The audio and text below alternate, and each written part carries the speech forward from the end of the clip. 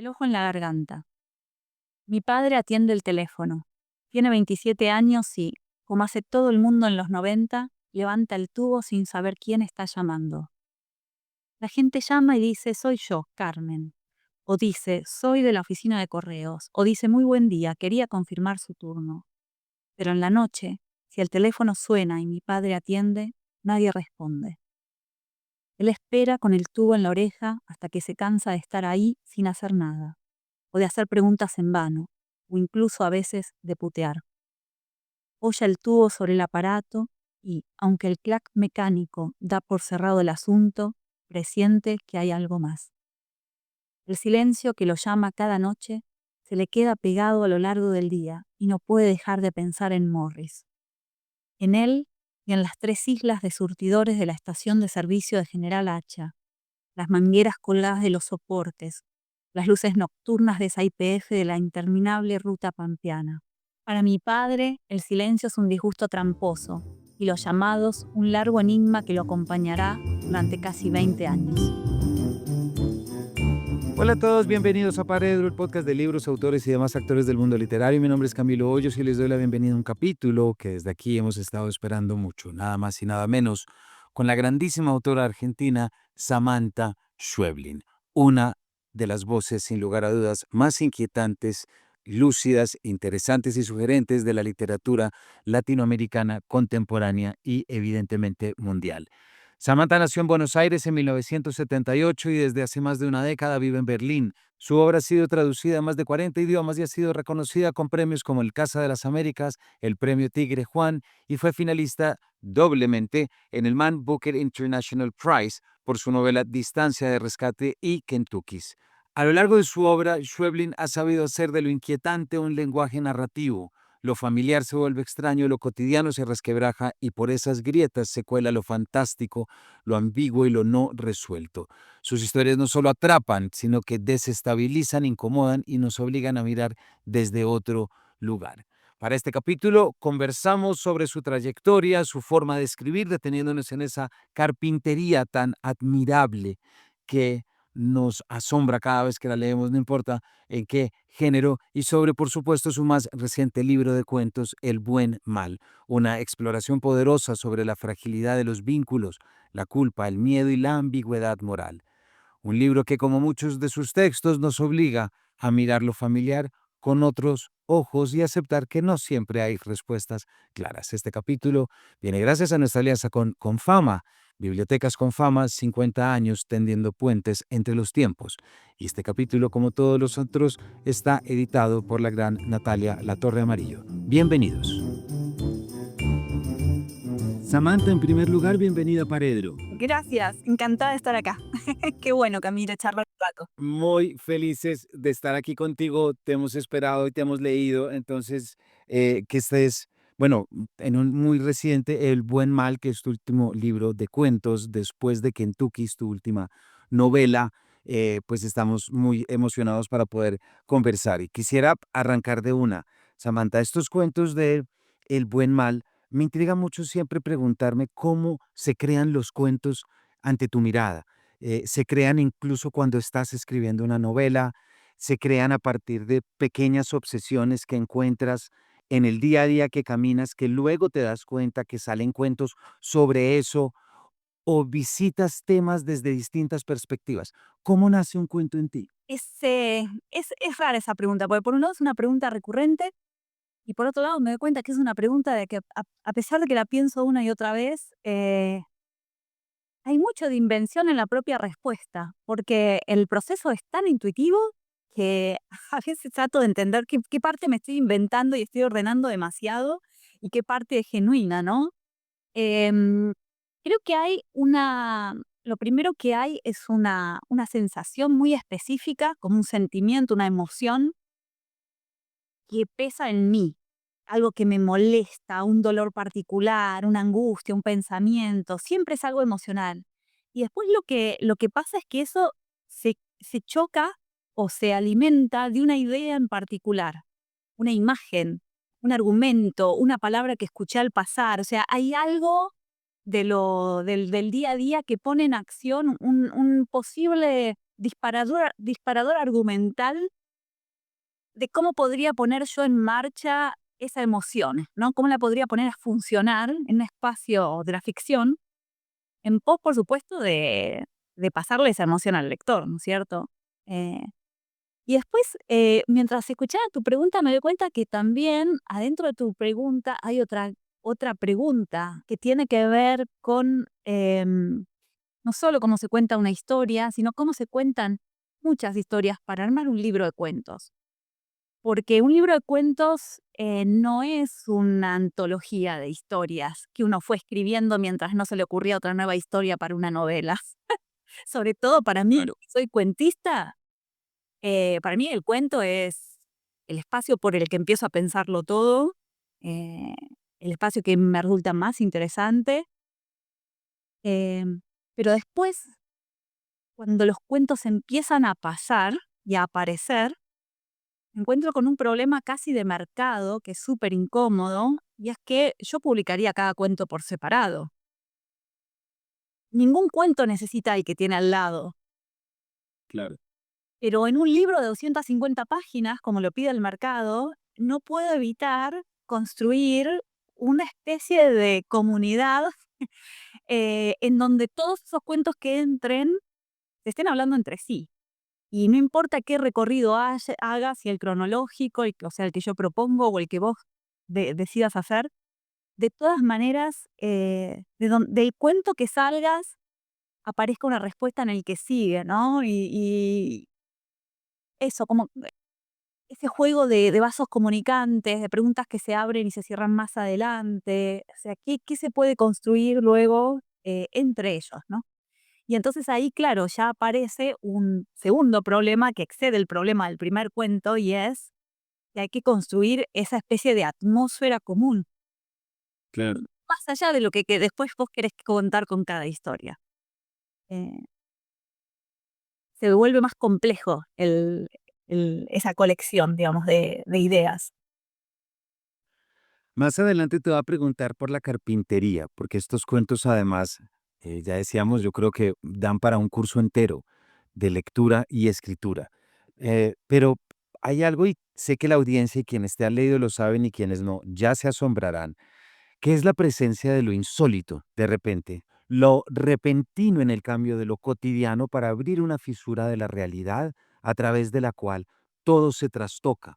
Es decir, ya nada sigue siendo como era, pero la realidad sigue manejándose bajo sus propias normas. Cuando llegas a esa trama argumentativa, la metes como en una especie de máquina en un maelstrom que inevitablemente lleva a lo insólito, y tú sabes que se te aparecerá, o siempre lo insólito está por encima de la trama argumentativa. ¿Sí me explico? Como que Sí, lo sí, busques a claro. través de los personajes. Lo que pasa es que hay algo del interés de lo que estoy intentando descubrir cuando me siento a escribir, que va directo al corazón de lo insólito, como le llamas vos, ¿entendés? Para mí no, el David Lynch decía que toda obra de arte, toda gran obra de arte no debe decir otra cosa que este lugar es un mundo muy extraño. O sea, eso es todo lo que necesita decir una gran obra de arte, y si no, no es una gran obra de arte.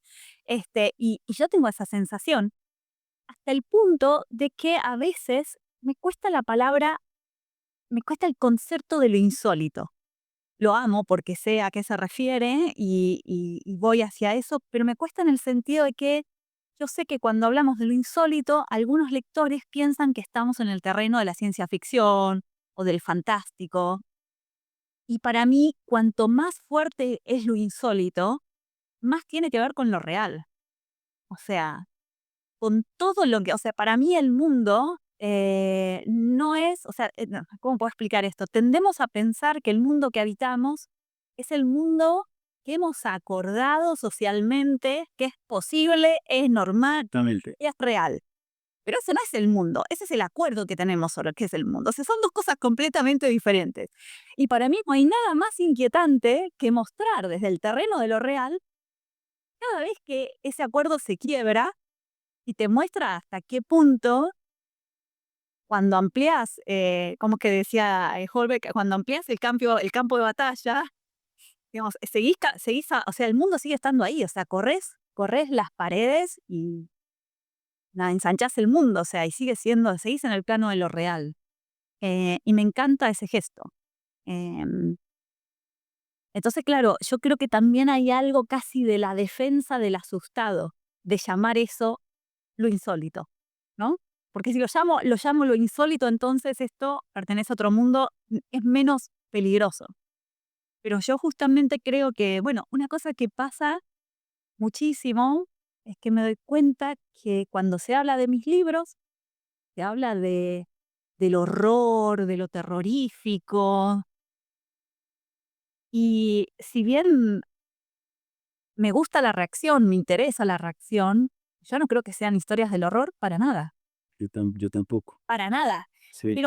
Pero me alucina mucho ese ruido, y yo creo que tiene que ver con que, hay algo en eso insólito, que pertenece absolutamente al mundo de lo real, y genera mucho miedo. Mm.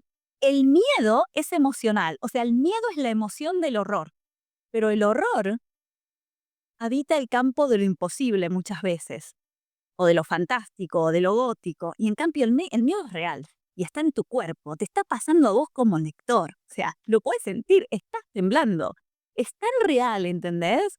Entonces, eso termina en la idea de que lo que estás leyendo pertenece al mundo del horror, pero no es el horror, no para nada. Que yo creo que esa reacción puede obedecer un poquito a la idea en el que ya tiene una carga de horror que la realidad preestablecida cambie y enfrentarse a una nueva decodificación, a una nueva forma de comprender ese nuevo extraño que de repente ha aparecido. Una cosa es lo gótico, lo monstruoso, lo aterrador propiamente dicho, como tú acabas de decir, o lo absolutamente fantástico. Es decir, frente a la duda del personaje, hay algo maravilloso, hay algo. Pero en estos cuentos todo está dentro de las cuatro paredes de un hogar, no que todo transcurra en casas, no. Me refiero que todo está en el ámbito familiar, prácticamente. Claro. No está allá afuera en el terror del bosque oscuro. No, no, no.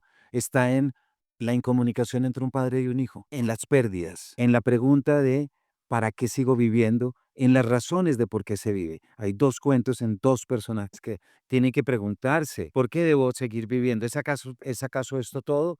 Y hay otro que le dice, yo te diré por qué debes seguir viviendo.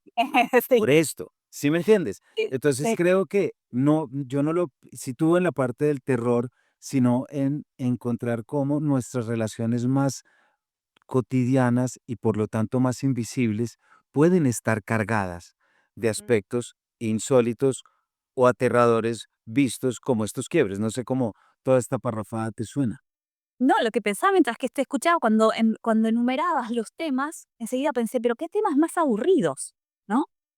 Pensaba yo mismo, ¿no? Como esta cosa de la relación con los demás, de las ganas de vivir, y que, o sea, desde haciendo el ejercicio de escuchar, digamos, escuchando esos temas como si fueran solo temas, poniéndome en el lugar de una audiencia que no conoce las historias, pensaba, qué aburrido, no me da ganas de leer sobre esto. Y pensaba, fíjate vos hasta qué punto pensar esos temas desde el lugar de lo insólito, otra vez no como lo fantástico, sino como un espacio de lo real que todavía no hemos habitado, no hemos pensado, no se nos ha ocurrido como solución, vuelve a estos temas, lleva estos temas hasta un límite en los que, no sé, después viene alguien y dice que es literatura del horror, ¿entendés? Es como creo que eso también hace que uno como lector genere una distancia muy fuerte con lo que está leyendo, no con no con lo que está leyendo, ay, no sé cómo explicarlo, con uno mismo, con la realidad, ¿no? Como una distancia que te ayuda a leer lo que te está pasando a vos, como espejo Sí. en lo que estás leyendo. No sé, pienso en lo que me pasa a mí misma como lectora a veces, ¿no? Cuando me entrego a algunas historias, em, como si fuera una suerte de ejercicio muy práctico mío, personal, con lo emocional de algunas historias. Frente a lo que dices de la vida, a mí me pasa y hay otro gran autor que es imposible no tender puentes paralelos para entender estructuras y demás como lo es Cortázar, y frente a la teoría de lo fantástico de Cortázar, por supuesto, pero es esa idea de leer un cuento tuyo es también una invitación a, si uno quiere, cuando cierra el libro, eh, eh, entender la realidad desde otra perspectiva. Hay un desplazamiento porque creo que la vida está metida dentro de tus cuentos, la experiencia vital, Mm, eh, desde los cultivos de soja en distancia de rescate a la llegada de las baterías de litio en este momento, que obviamente hay un marco paralelismo, la infancia, pero siento que cuando leemos tu obra estamos entendiendo, me parece a mí que hay una visión absolutamente humana, por eso no lo sitúo en el terreno del terror, mm, caso más de lo psicológico. Y, mm, y tú lo decías, claro, suenan muy aburridos y muy normales, pero es que aquí es donde empezamos, Samantha, si te parece hablar de lo que, porque claro, una cosa es lo que quieres contar y luego es cómo lo cuentas y cómo lo ensamblas.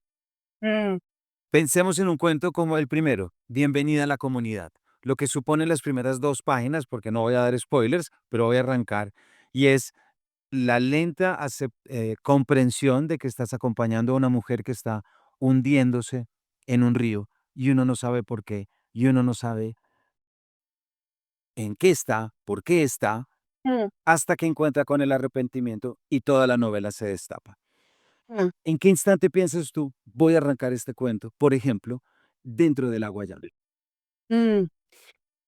Eh, bueno, primero lo podemos spoilear porque si decimos que es una mujer que se está suicidando, parece que estuviéramos spoileando el texto porque estuviéramos hablando del final, pero justamente lo que tiene de extraño es que esto sucede en el primer párrafo, literalmente. Entonces no estamos arruinando nada. Ese es el punto de partida. Una mujer que intenta suicidarse, ahogándose en el agua y pasa un tiempo prudencial como para que uno asuma que esa mujer ya está muerta y sin embargo algo salió mal. Entonces, se ve obligada a salir, porque no le queda otra, porque no está muerta, y sobre todo se ve obligada a algo de lo que acababa de pensar que había logrado escapar, que es regresar a su vida real y cotidiana. Preparar los huevos para las nenas que llegan del colegio, buscar un conejo que se perdió, enfrentarse a un marido que no soporta.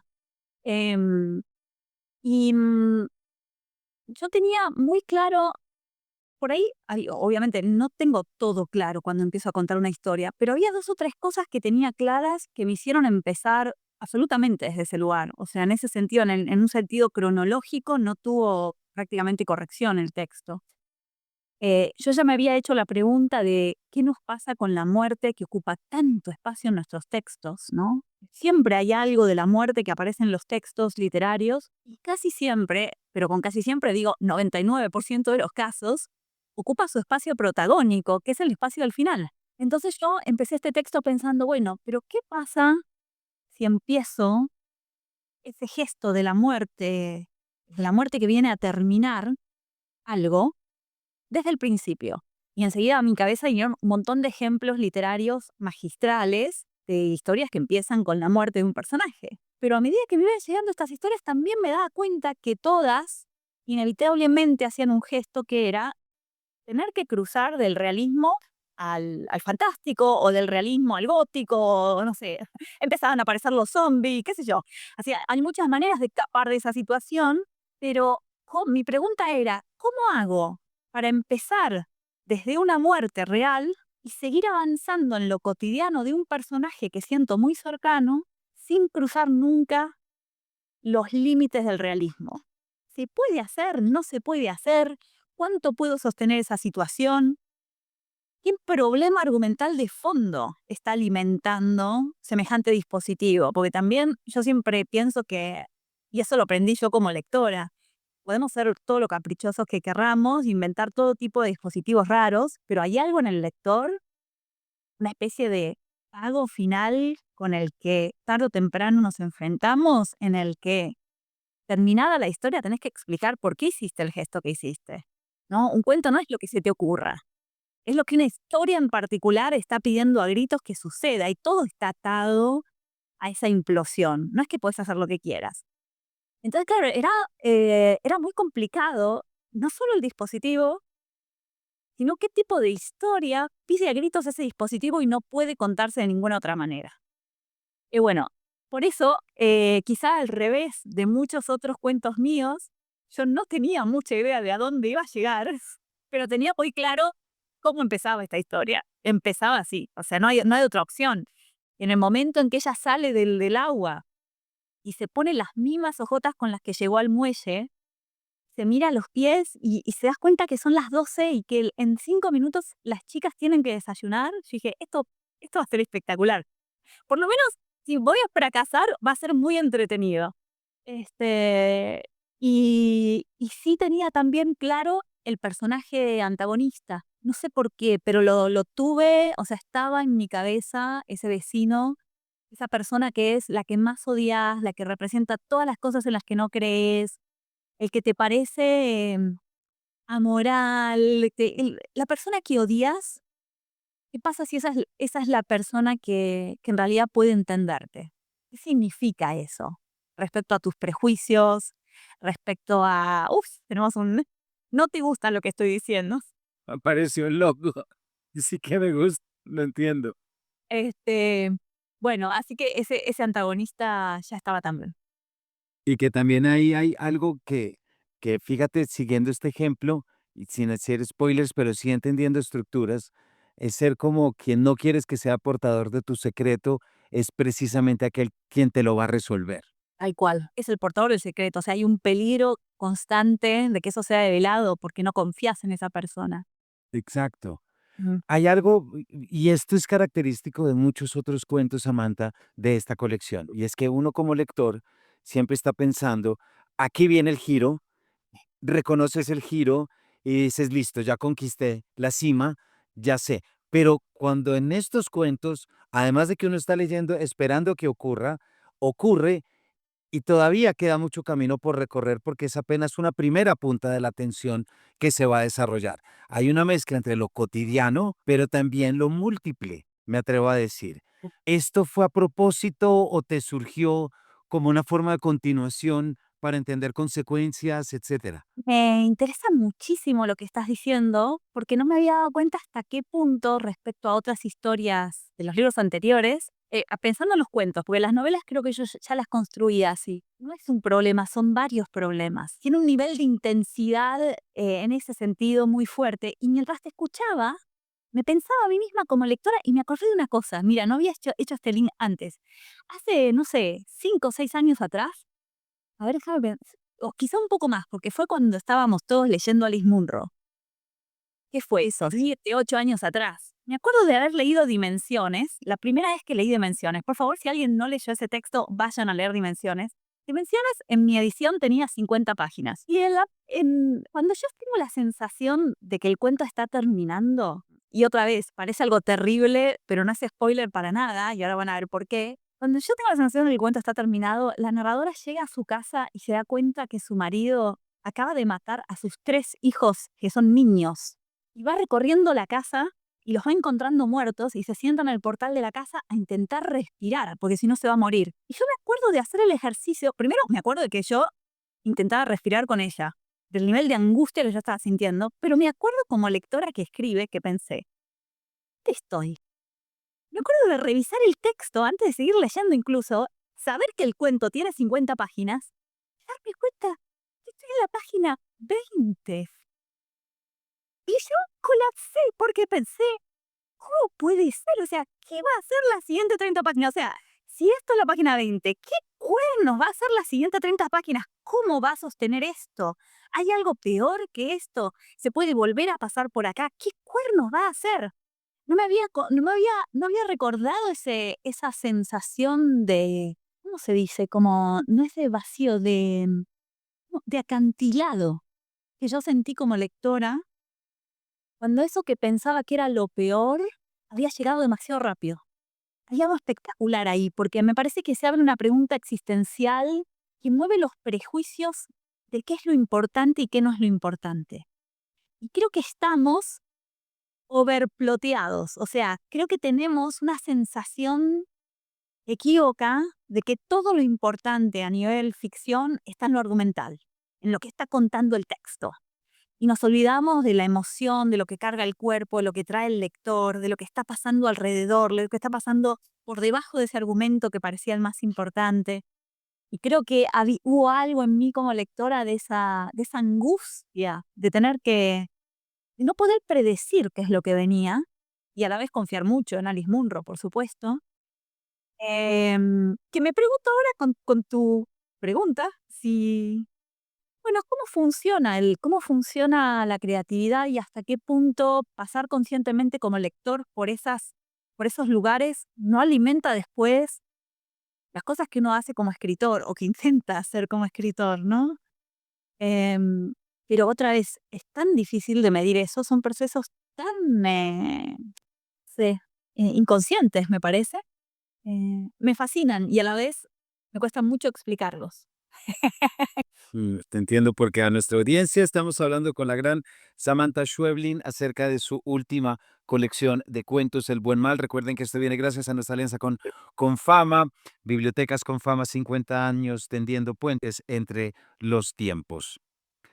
Me puedo imaginar tu sorpresa y tu pregunta frente a es tan insospechada la toma de decisiones e incluso uno como lector y preparando una entrevista se tiene que preguntar hasta qué punto las preguntas sobre lo técnico son preguntas válidas, porque de pronto uno puede encontrar unas cosas que no es material de pregunta, porque no necesariamente tuviste que haber sido consciente para haber Mm. hecho eso, ¿sí me explico? Entonces, Sí, pero a mí las preguntas sobre lo técnico me encanta porque Ni- es sentarte a tratar de entender cómo funciona la maquinaria narrativa, es como, me encanta. pues entonces te voy a decir lo que a mí me pareció de lo Y sí, técnico de esto. lo que no significa que sepa responder esas preguntas.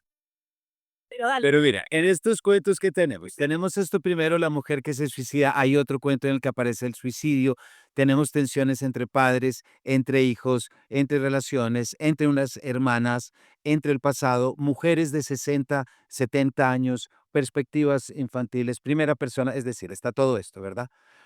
Pero cuando tú lo llevas al cuento, hay un doble movimiento que yo sentí y es que hay la misma tensión en la estructura técnica que en la inversión e inmersión emocional que estás viviendo. No hay nada que se deje por fuera, cada palabra es imprescindible.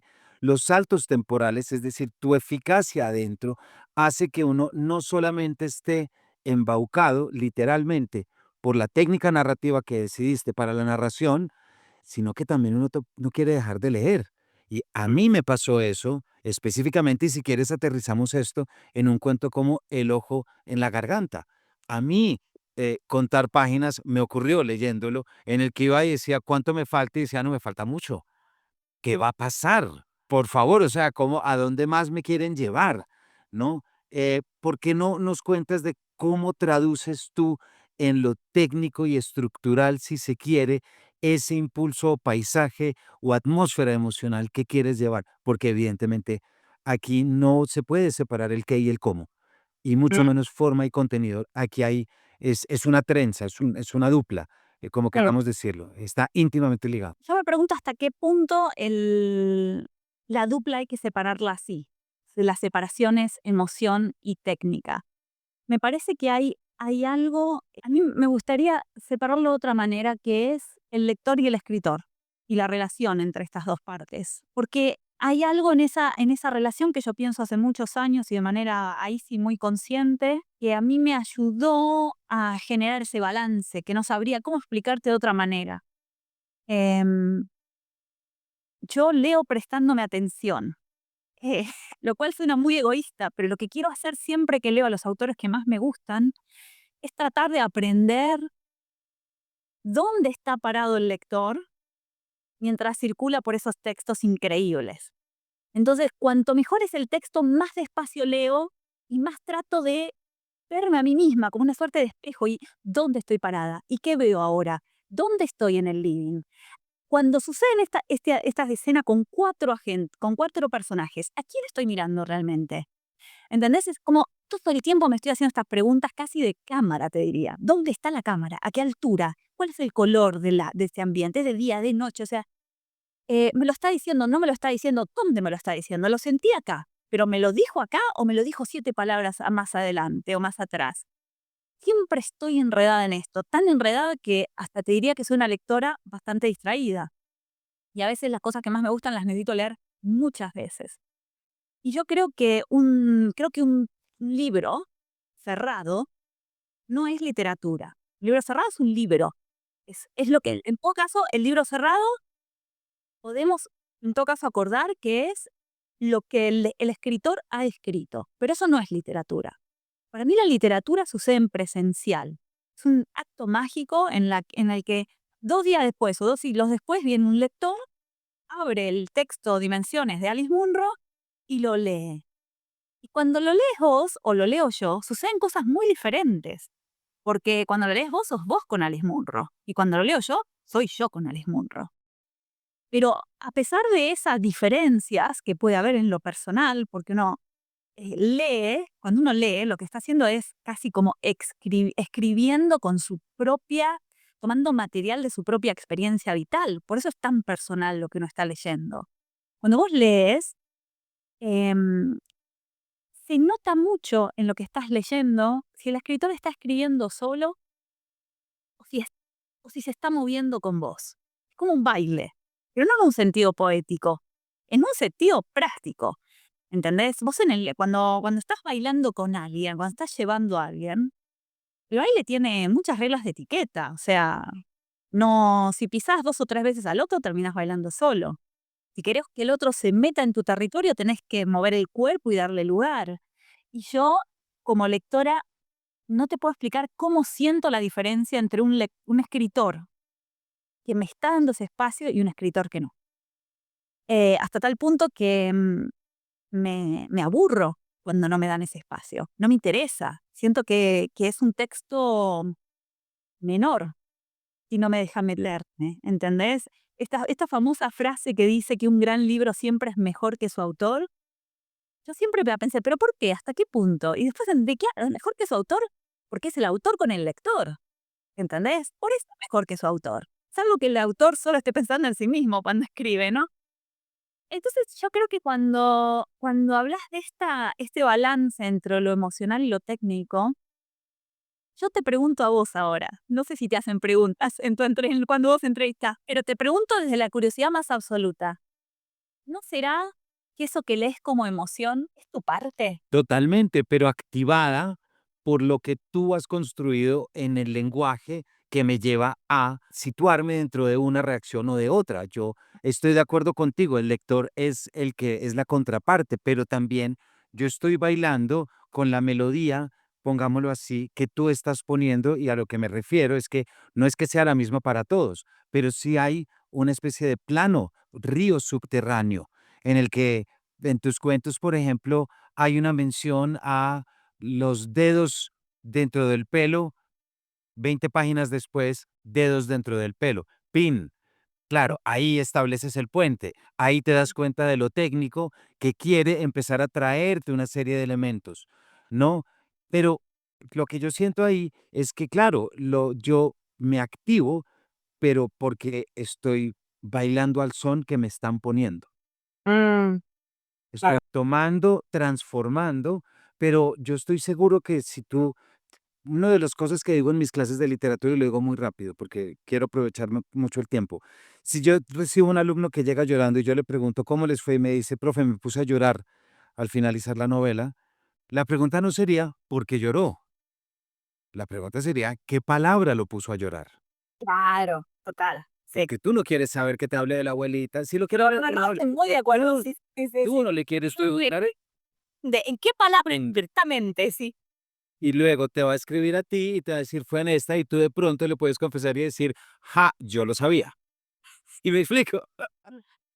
Entonces, ahí es donde yo siento que se pone, y me permite, ya que estamos hablando de la minucia, hay algo que tú haces increíblemente eficaz en los cuentos, Amante, y es que hay unos desplazamientos internos espaciotemporales, hay unos saltos muy rápidos, en los que un personaje puede estar en un lugar y en 2 frases está en otro espacio, en otro lugar. Estamos en la misma frase, el que se puso a revisar el teléfono o levantó la vista se pierde, eso es lo que exige también el texto, no hay de otro. Esto es algo que te sale natural, un poco me contradigo con la pregunta anterior, pues que me intriga, ¿te sale natural y es un tema de carpintería o forma parte, digamos, como ya de algo que tienes metido como una forma de escritura? A veces sale natural porque es algo que estoy buscando todo el tiempo. Pero cuando no sale natural, es ¿cómo lo puedo explicar? Es como, no sé, como si aprendieras cuando lees buscando eso. También aprendes cómo todo se ralentiza y se vuelve menos interesante y menos demandante para bien, para con el lector, cuando eso no está funcionando. Entonces, hay veces que eso sale en el flow de la escritura y hay veces que yo misma, como lectora de mi material, paso por lugares y pienso, esto no está funcionando con la intensidad que yo quiero. Vos sabés que con este libro hice una prueba, yo soy súper práctica con estas cosas, a mí no me gustan las teorías, yo prefiero 3 ejemplos que una teoría. Y con este libro, de tanto escucharme a mí decir que mi proceso, o sea, que en la escritura, mi proceso de reescritura se había vuelto en la parte más creativa y la parte que más lugar ocupaba. O sea, cuando yo escribí los cuentos de, no sé, Pájaros en la boca, el cuento que salía de una sentada tenía diferencias con el cuento final, pero tampoco tanta, ¿no? O sea, había un trabajo, pero un trabajo por ahí te diría estilístico, de ritmo, un trabajo más superficial. Y hace mucho tiempo que la reescritura está ocupando un espacio tan creativo, tan profundo, que yo me daba cuenta que ya era más importante que el proceso de la escritura del primer borrador. Entonces, bueno, en uno de los cuentos, para el primer cuento de este libro, hice un ejercicio, que es que yo trabajo con un programa que es el Scrivener, escribo con este programa, y te permite, cuando vos decidís, podés decirle, bueno, a partir de ahora, cada vez que yo toque algo en este texto, aunque sea cambiar una coma, lo tenés que escribir con otro color. Entonces yo escribí mi primer borrador y después trabajé durante 4 o 5 meses, que es lo que me lleva más o menos cada cuento. Cuando terminé, hice el cálculo de qué porcentaje había quedado en negro, pues todo estaba en azul y no era ni el 12 o el 13%. Una cosa que me impactó a mí misma. Y además, ¿sabes qué me impactó también? Que ese 12-13% no es que era la suma de palabritas que iba encontrando a lo largo del texto, sino que eran 2 o 3 zonas muy puntuales que no se tocaron, que salieron como flow. ¿Entendés? Todo lo demás, todo lo demás, el otro 80 y pico % lo había reescrito todo. O sea, es muy brutal esa parte de reescritura y da mucho trabajo y también mucho sinceramiento es un gran ejercicio no enamorarte de tu texto, pero es un gran ejercicio, como todo el tiempo preguntar, pero podría todavía crecer más, hay algo que me estoy olvidando, hay un borde que no está suficientemente afilado, hay una sombra que no se lee como sombra del todo. Un trabajo, cuando dicho así me suena casi de escultor, ¿no? Pero bueno, a mí me formó emocionalmente un artista plástico, así que me siento en derecho de... Acabas de decir que tú te lees buscándote y creo que lees buscando cómo estás desde tu función como lectora. Por lo tanto, me imagino que también dejas ese espacio de baile para el lector que va, a quien pones a bailar. ¿Te imaginas tienes algún lector fijo, como una especie de secretario lector, que es el lector al que tú tiendes cuando lo imaginas y lo modificas dependiendo de la obra, o vas creando nuevos lectores implícitos que son como tus proyecciones o avatares? Porque claro, la gran pregunta es, ¿hasta dónde sabes que ya está la inferencia puesta en la bandeja y que lo va a morder y que lo va a picar? Que creo que ese es siempre el trabajo de cómo hacer para que no se pase el arroz. Claro, y sí, es un trabajo muy subjetivo, o sea, es como, a ver, vamos por partes. Ese lector ideal, como se le llama el lector ideal, y me encantó lo de secretario, supongo que soy yo, lo que a mí me gustaría, el tipo de dispositivos narrativos que a mí me gustaría atravesar, lo que necesito leer en ese momento. Eh, no puedo medir a los otros si no es con mis propios prejuicios, cansancios, fascinaciones, preguntas, así leemos, con todo eso rondándonos nuestra cabeza, ¿no? Entonces, un ejercicio de eh, un poco ponerte en el lugar de ese otro que estás creando y juzgarlos desde tus propios zapatos de lectora. Pero después aparece una segunda herramienta que a mí me parece espectacular y que para mí es la gran diferencia entre un cuento que está muy bien y un cuento que podría ser muchísimo mejor, que es la mirada del otro real. O sea, a mí me gusta mucho trabajar con otros escritores, con los que tengo con mucha confianza y nos leemos entre nosotros. Y para mí es un trabajo muy difícil y muy amoroso y que lleva mucho tiempo. O sea, a mí, no sé, por ejemplo, yo me trabajo mucho con Vera Giaconi. Vera me manda un texto, ella también es cuentista. Yo le dedico toda la semana al cuento, y con toda la semana no me refiero a que estoy leyendo el cuento 1000 veces, pero lo leo 2 o 3 veces y lo pienso muchísimo. Y me puede pasar que estoy haciendo cualquier otra cosa en esa semana y de pronto pienso, pero para, cuando ella dice esto y aquello, ¿está en la cocina? Porque esto lo dice desde el baño y es otra cosa. Porque además, no solo se trata de pensar el texto, de pensar paso a paso si hay problemas en el texto, también se trata de, como de abrir la caja y ver qué más está pidiendo esa historia.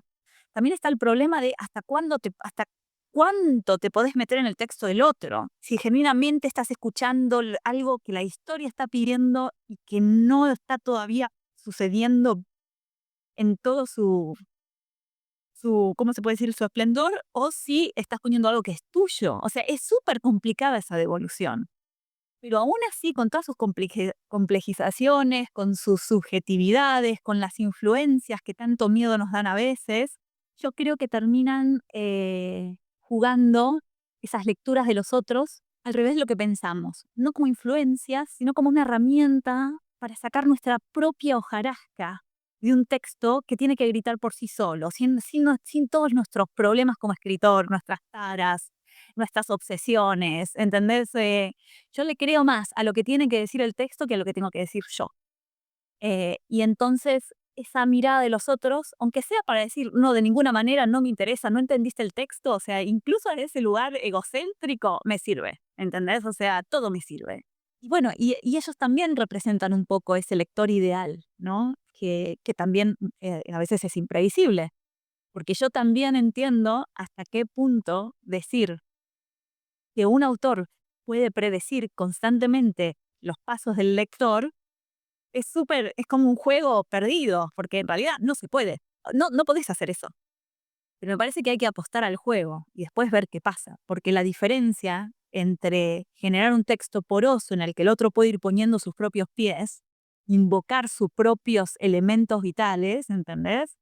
Es mucha, versus a un texto que lo quiere decir todo, lo quiere explicar todo y quiere estar él solo ahí adentro.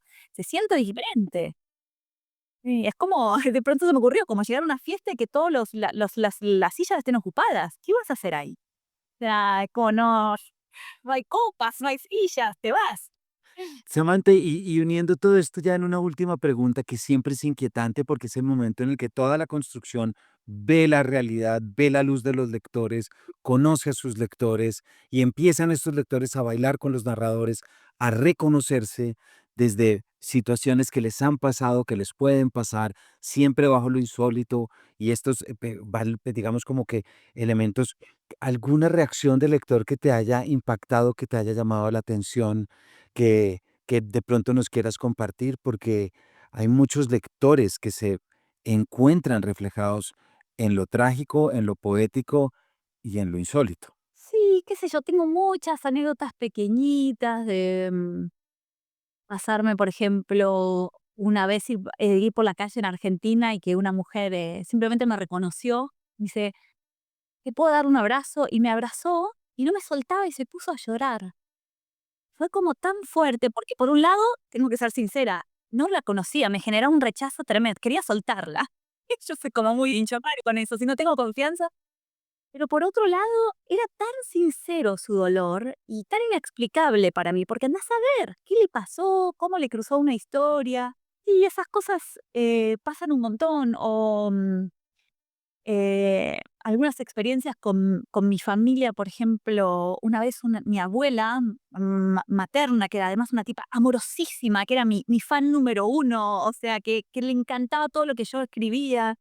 Y una vez leyó un texto mío que la enojó tanto, tanto, tanto, que me echó de la casa. Mm.